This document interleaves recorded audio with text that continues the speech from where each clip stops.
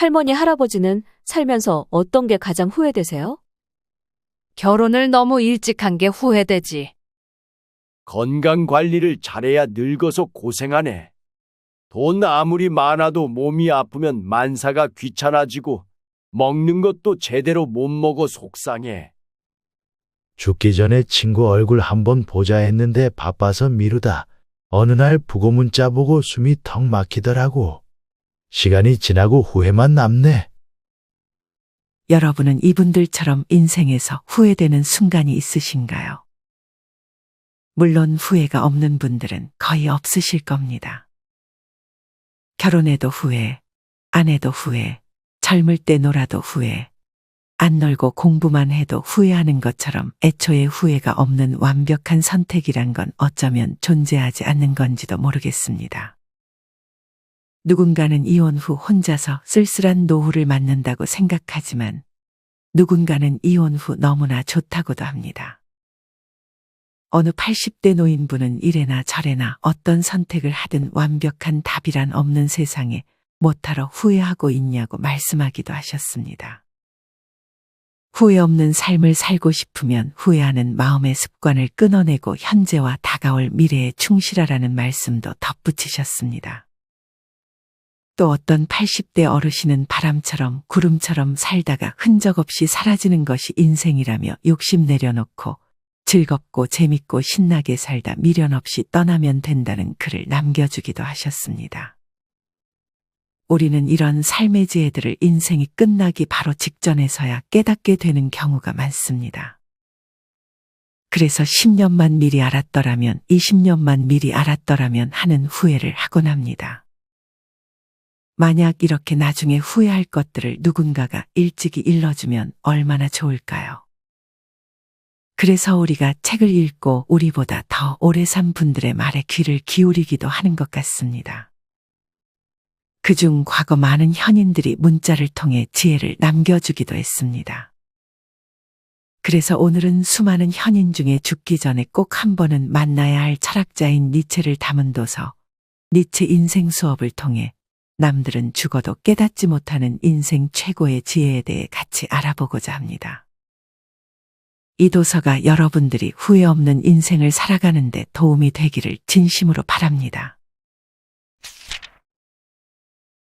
필요할 때만 이야기하는 인간이 되어야 한다. 세상에 의미 없는 이야기들이 너무도 많다. 그리고 그 수만큼 그 이야기를 퍼서 나르는 사람들 역시 많다. 최소한 자신에 관한 이야기라면 일단 들어보기라도 하겠지만 아무런 관계도 없을 것 같은 먼 이야기만 넘쳐난다. 어디에서 무슨 물건이 큰 인기를 얻고 있다는 이야기, 다른 어딘가에선 누구와 누가 만나서 어떤 일을 했다는 이야기처럼 가십거리들 뿐이다. 신문 기사와 뉴스, 잡지를 도배한 진위가 불분명한 이야기를 볼 때마다 의문이 생긴다. 저들에겐 남들보다 많은 시간이 허락된 것인가? 저런 이야기들의 시간을 소비할 수 있을 만큼 많은 시간을 보장이라도 받은 것인가? 그런 이야기들은 소음공해나 안 좋은 대기질처럼 우리를 괴롭게 만들 뿐이다. 이번 한 번만 더 들어보자는 마음으로 그쪽으로 귀를 기울여 봐도 당연하게도 이야기가 흘러가는 양상은 똑같았다. 그래서 어떻게 됐지? 라고 결론을 물어도 달라지는 것은 없다. 결국 그들이 하는 대답에는 그 어떤 결론도 들어있지 않았으니까. 모르겠는데. 내 이야기가 아니라 모르겠어. 아마 그랬지 않았을까?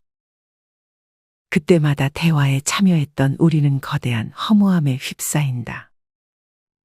이야기의 결론이나 담고 있는 메시지를 그 누구도 모른다면 이 지난한 대화를 하느라 소모된 나의 에너지와 시간과 인내는 과연 무엇을 위한 것이었나?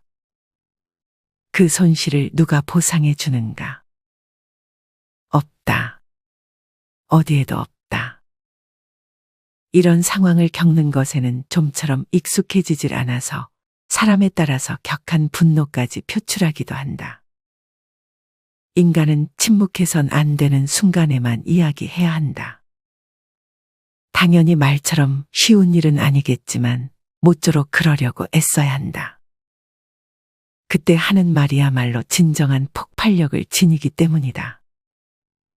그리고 나아가서는 자신이 극복해낸 사건만을 이야기해야 한다.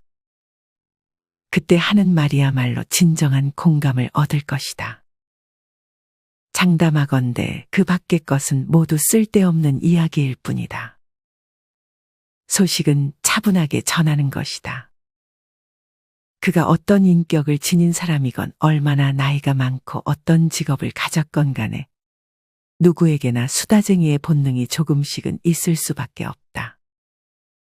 전에 없었던 새롭고도 자극적인 사실을 알게 되면 조금이라도 빨리 자기 사람들에게 달려가 떠들고 싶다는 충동을 품는 것이다.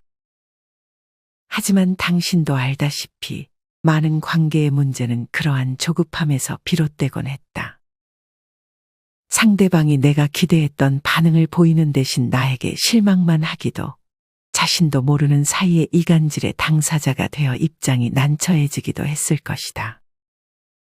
가능하다면 당장이라도 달려가서 떠들고 싶은 마음은 이해하지만 그때마다 모든 의사소통 상황에서 가장 첫 번째로 지켜야 하는 수칙인 흥분하지 않기를 떠올려야 한다. 누군가에게 효과적이고도 건강하게 소식을 전하는 방법도 마찬가지다. 새로운 사건이나 사고, 상대가 놀랄 만한 사항을 전할 때도 그것이 마치 당연한 일, 조금 오래된 일이냥 전하는 것이 좋다. 그러면 상대는 마찬가지로 그것을 덤덤하게 받아들이게 된다. 반대로 큰일이라도 난 것처럼 다급하게 사건을 전하면 상대는 자신이 그것을 알지 못했다는 사실에 열등감을 느끼고 그로 인해 느껴지는 분노를 나에게 드러낼지도 모른다. 아이가 넘어졌을 때 부모가 화들짝 놀라며 아이에게 달려가면 아이는 그제야 자신에게 일어난 일이 재앙이었음을 깨닫고 크게 울기 시작한다. 하지만 아이가 넘어졌음을 알고도 별일 아니라는 듯 대응하면 아이도 의젓하게 손을 털고 일어나곤 한다. 소식을 전하는 일도 그렇다. 다급하면 상대방도 다급해지고 차분해지면 상대방도 차분해진다. 그러므로 의연함은 관계에 있어서 제일의 미덕이라고 할 수 있겠다. 누더기는 빨아봤자 누더기다.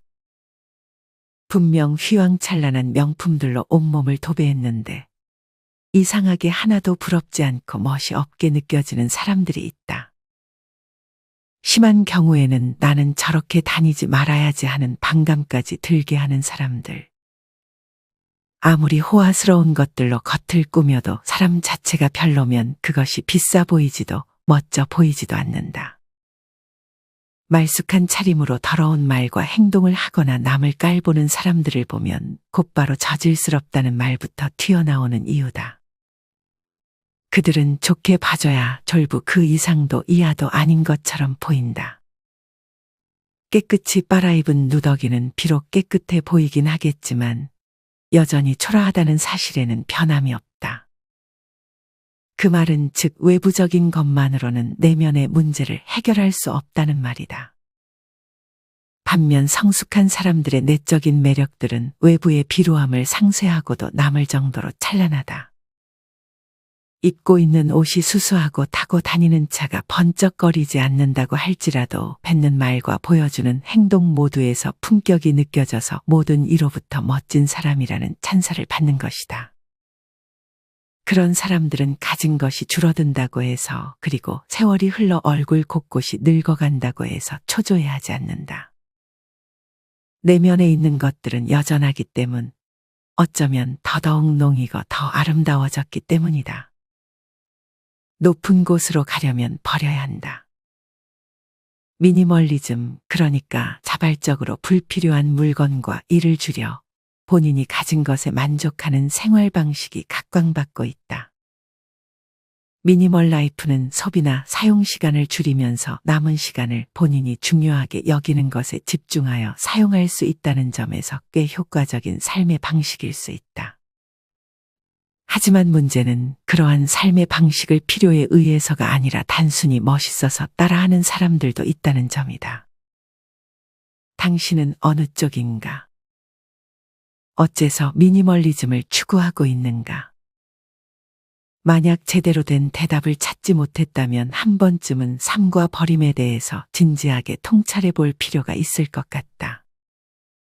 인생은 길지 않다. 이제 조금 어떻게 살아야 하는지 알 것 같다고 생각하는 순간 죽음이 코앞까지 찾아오곤 한다. 그러므로 우리는 다음이 아닌 지금 당장 무언가를 꾀하고 꾀한 것을 실행해야 하는 것이다.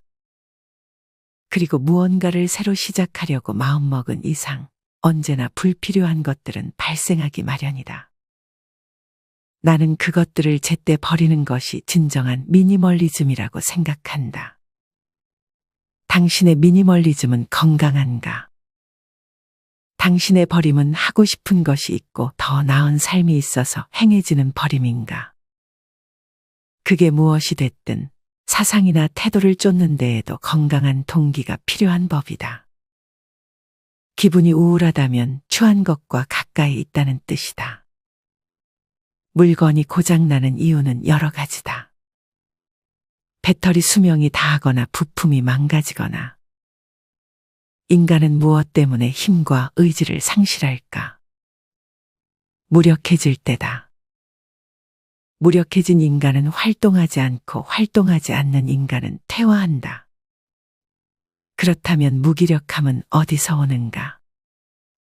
자신의 추함을 인식하고 슬픔에 빠질 때다. 기분이 좋지 않을 때 변화를 갈망한다.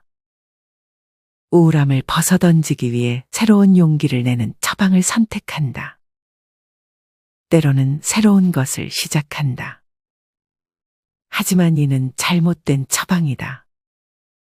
우울함은 생활 방식, 생각의 패턴, 둘러싼 환경에서 비롯된 추한 것들과 긴밀한 관계가 있기 때문이다. 우울함은 단순히 기분의 문제가 아니다. 우리 존재와 내면에 깊이 연결된 현상으로 자신의 삶에 대해 깊이 성찰하고 재평가해야 하는 순간인 것이다. 기분이 안 좋을 땐 새로운 것을 시도하는 대신 추한 것들과 멀어질 생각을 해야 한다. 고통과 우울함은 피할 수 없는 것이지만 실제로 자신의 내면과 외면적 환경에서 무엇이 나를 억누르고 있는지, 무엇이 나의 본질적 가치와 목적에 어긋나는지 판단하고 이해해야 한다. 멀어진다는 것은 단순히 물리적 거리를 두는 것만을 뜻하지 않는다. 자신을 둘러싼 부정적인 영향력, 제한적인 사고방식, 발전을 저해하는 모든 요소로부터 물리적 혹은 내적 거리를 두는 것이다. 추한 것들로부터 마음을 떨어뜨리기 위해서 필요한 것은 힘이다. 쟁취하는 힘. 자기 삶을 주도하는 권력을 발휘해 보는 것이다. 인간이 맛볼 수 있는 용기와 긍지에 다가서는 것만으로도 추함이 떨어져 나간다. 추함으로부터 멀어지면 마음은 자연히 아름다운 것들 옆으로 다가간다. 친구보다 먼저 자신을 사랑하라. 사람마다 사람을 사귀는 양상은 다 다르겠지만 그중 유난히 눈에 띄는 유형들이 있다. 바로 극단적으로 사람을 멀리하는 사람과 반대로 극단적으로 번잡하게 관계를 맺는 사람들이 그렇다. 이번엔 관계에 과도하게 몰두하는 사람들을 다뤄볼까 한다. 관계가 삶의 거의 전부인 것처럼 구는 사람들은 표면적으로는 건강해 보인다. 취미도 다양하고 이곳저곳을 부지런히 움직이고 자주 말하고 자주 웃는다. 충분한 사랑을 주고 있고 또 받고 있는 것처럼 보인다. 하지만 조금만 더 통찰력 있는 시선으로 그들을 바라보면 그들은 어째선지 불안하고 위태로워 보인다. 마치 겉으로 보기엔 평화롭게 물 위에 떠 있는 듯 보이지만 수면 아래에서는 발을 분주하게 움직이는 철새를 떠올리게끔 한다. 그들은 관계를 유지하기 위해 너무도 많은 것을 희생하곤 한다. 적지 않은 가치들을 가까이 두고 싶은 사람이라는 이유로 소비하고 상황에 따라서는 나의 마음보다 상대방의 마음을 더 신경 써서 거짓된 표정을 짓기까지 하니까. 그렇게 그들은 항상 친구가 필요해 보인다. 가능한 많은 친구가. 그렇지 않으면 금방이라도 울 것처럼 초조해 한다. 왜 그렇게까지 관계에 집착하는 걸까? 단순하다. 그저 영혼이 고독해서 그렇다. 그리고 그 고독의 원인은 자신의 안에 다른 것은 다 있어도 정작 자신은 없기 때문이다. 내 안에 내가 충만하지 않으니 나를 닮은 다른 사람들을 무리해서라도 주변에 끌어들여 함께 하려고 하는 것이다. 하지만 알아둬야 할 것은 아무리 외부에서 많은 친구를 사귄다고 해도 안에 있는 고독은 해소되지 않는다는 점이다. 밑 빠진 독에 물 붓기라는 말이 이만큼이나 잘 들어맞는 상황이 있을까? 그러므로 진정으로 위태롭지 않은 삶을 살기 위해선 친구를 원하기 전에 자신부터 사랑할 줄 알아야 한다. 내 안에 나를 충만하게 채워둔 후에 사람을 만나는 게 옳은 순서다. 그런 상태에서 맺는 관계야말로 비로소 과하지도 덜하지도 않은 건강한 모양을 갖출 것이다. 일단은 자신만의 힘으로 살아봐라. 혼자서 무엇이든 해봐라. 곧 마음은 강해지고 고독은 사라질 테니 당신만의 유일한 능력을 찾아라. 삶은 전쟁이다. 여기저기서 전투가 난무한다. 어떤 중요한 재화가 한정적이라면 그를 두고 어제 이웃이었던 사람과도 뺏고 빼앗는 싸움을 벌이기도 하며 겉으로는 보이지 않더라도 자신이 지닌 재능과 노력을 통해 앞을 가로막는 현실과 여러 조건을 깨부수는 일들 또한 살아있는 한 계속된다. 그토록 삶이란 과격함으로 우리에겐 전쟁으로부터 살아남을 만한 무기가 필요하다. 그 무기는 사람에 따라 화법이 될 수도 있고 악기를 연주하는 능력이 될 수도 있다. 타고난 운동 능력이 될 수도 있으며 타인의 이야기에 공감을 잘하는 마음씨 같은 것이 될 수도 있다. 사람들은 그렇게 자신에게 주어진 능력 한 가지를 잘 갈고 닦아 물질적으로 막대한 성공을 거두거나 자신의 삶을 안정적으로 만드는 데에 사용한다. 누구에게나 한 가지의 능력은 있고 그 능력은 오직 그만의 것이다. 그것을 일찍 깨달으면 일찍 성공하기도 하지만 평생 모르고 살아가는 사람도 있다. 하지만 틀림없는 사실은 빠른 포기를 종용하는 사회 시스템에 굴복하지 말고 씩씩하고 과감하게 그리고 꾸준히 도전을 이어간다면 그는 반드시 자기만의 능력을 찾게 될 것이다. 하루의 3분의 1을 자신을 위해 쓰지 않는 사람은 노예다. 삶은 예술의 한 형태다. 각자의 삶은 독특한 예술 작품이고 그 작품을 창조한 사람은 개인이다. 그렇기에 타인의 기대나 사회적 기준에 따라 살아가는 것이 아니라 자신의 내면적 가치, 열정, 의미를 바탕으로 삶을 꾸려나가야 한다. 자신의 시간을 자신을 위해 사용하는 것은 이러한 삶을 살기 위한 출발점에 해당한다. 자아를 실현하기 위해서 수반되어야 하는 것은 자신의 시간을 자신을 위해서 사용하는 것이다. 자신의 내면에 귀 기울이고 자신만의 가치와 열정을 따라 삶을 주도적으로 살아갈 수 있기 때문이다. 즐겁게 배워라. 새로운 외국어를 배우기 시작했어. 이것 봐, 이번에 새로 만든 거야. 보통 무언가를 새로 배우게 됐다고 말하면 그를 들은 사람들은 정확히 두 부류로 나뉜다. 나이 먹고 무슨 주책이냐라고 말하는 사람과 정말 잘 됐다며 진심으로 축하하고 응원해주는 사람으로 나뉘는 것이다. 특히 우리나라처럼 급속도로 경제 성장을 이뤄낸 경우엔 과정보다는 결과가 절대적으로 우선시되기에 삶의 어느 시점부턴 배우는 행위 자체와 배움이 가져다주는 즐거움이 통째로 등한시되곤 한다. 하지만 그 두 부류의 삶을 비교해보면 아이러니하게도 전자는 행복해 보이지 않고 후자는 행복해 보인다. 후자에 속한 그들 역시 언제나 새로움과 즐거움과 설렘이 넘쳐나는 삶을 영위하고 있기 때문이다. 물론 무언가를 배운다고 해서 처음부터 완벽하게 잘할 수는 없다. 하지만 그래서 즐거운 것이다. 외국어를 갓배우기 시작해서 유창하지 못한 사람이 외국어가 유창한 사람보다 말하기를 더 즐긴다. 즐거움의 주인은 언제나 어설픈 사람이다. 무언가가 능숙해지고 손에 익는 순간 그 행위는 권태로워지기 때문이다. 운전이나 낚시가 누군가에게는 더없이 지루한 일로 여겨지지만 사람에 따라서는 더없이 짜릿한 일로 여겨지기도 하는 이유도 그 때문이다. 그렇다.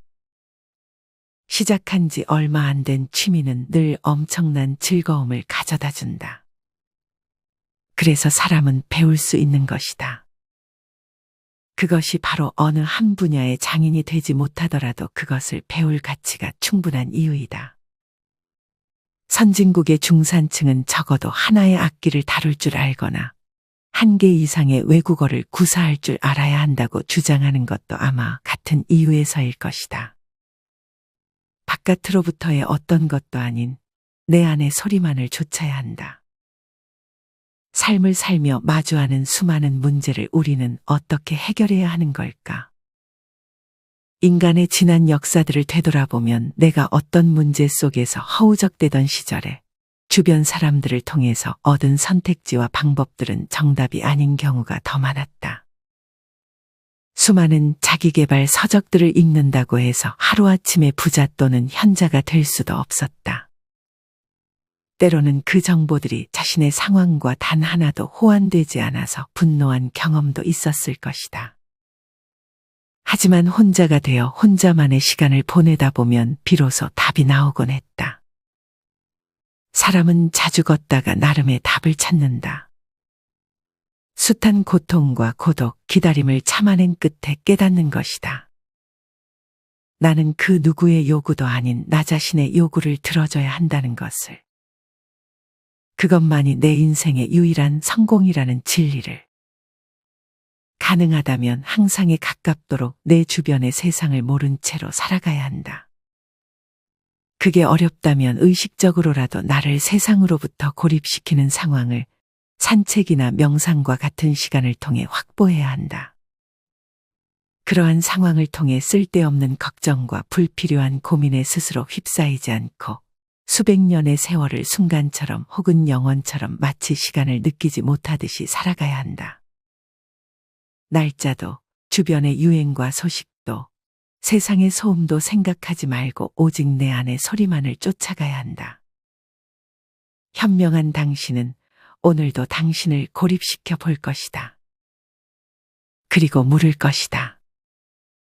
나는 무엇을 원하는가? 내 영혼은 무엇을 기다리고 있는가? 오늘은 도서 니체 인생 수업을 통해 후회 없는 노년을 보내기 위해 일찍이 깨달으면 좋은 삶의 지혜를 함께 알아봤습니다.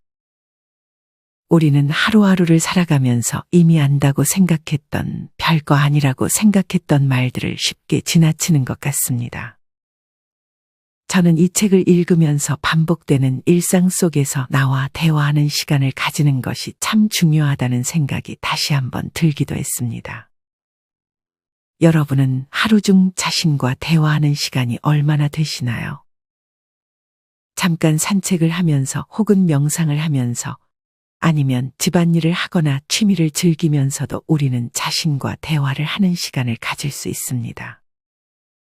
이를 통해 진정 내가 원하는 것이 무엇인지, 원하는 삶이 무엇인지 알게 된다면 누군가가 바라는 삶이 아닌 진정 내가 바라는 인생을 살다 미련 없이 갈 수 있지 않을까 하는 생각이 들었습니다.